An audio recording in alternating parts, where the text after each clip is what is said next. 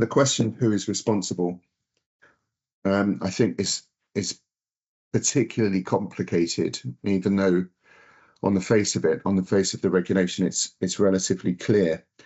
And if you look at the ETS, it's clear that the registered owner of the vessel is responsible for compliance with the ETS, unless it mandates the ISM company to comply on its behalf, and that requires the ISM company specifically accepting a mandate to act for the registered owner, which gives the ISM company a means of bargaining and agreeing and negotiating with the registered owner how that will be carried out.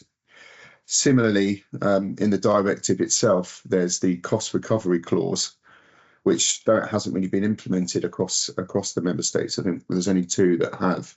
States clearly, as a matter of law, that member states should introduce the means to make sure that the entity that is responsible for choice of fuel, speed and route needs to actually pay the registered owner for the cost of the ETS. So again, in the law itself, there is a clear direction that the charterer should ultimately be responsible for paying for the costs of the ETS.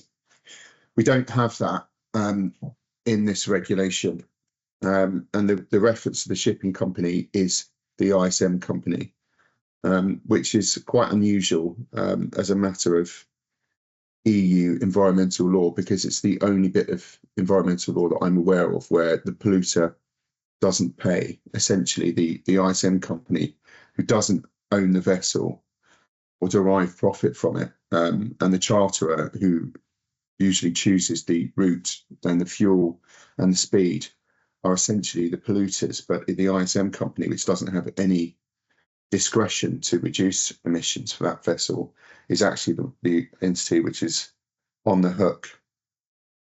That has caused some problems for ship managers, and it's going to cause some problems for negotiating with counterparties as well, because there's no clear steer in the law about who should be doing what.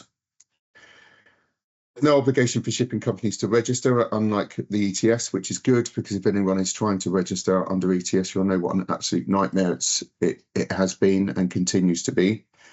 But even as I've just said, if the ISM company is the entity which is facing the regulator and responsible under the regulation, all of the enforcement is carried out on the vessel itself. So the ship owner is still on the hook. Because of this unusual situation where the law doesn't state clearly who should be doing what, it's really, really important to have a clear contractual structure to deal with who is responsible for what.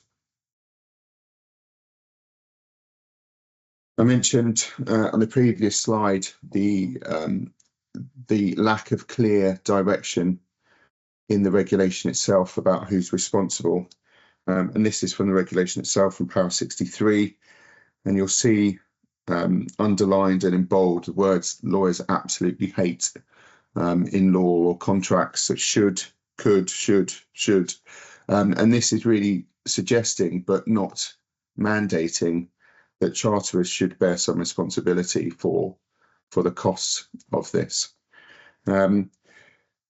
It's difficult to see how that's going to move parties in negotiations in the same way that it does in the ETS, where there's clear guidance about who is responsible. And certainly what we're seeing in the market is that some charterers are just refusing to enter into agreements for FuelEU Maritime where they don't have any discretion, particularly about using renewable fuels, because it's not allowed under the terms of the charter party. In those circumstances, we know lots of charterers that have just said, well, then we're not signing it because we don't see why we should pay the penalty. So there's no real market standard developing that follows the law, and it's just going to be left to the industry to work it out for itself. at least until 2027, which is when we understand the Commission will be looking at this regulation again.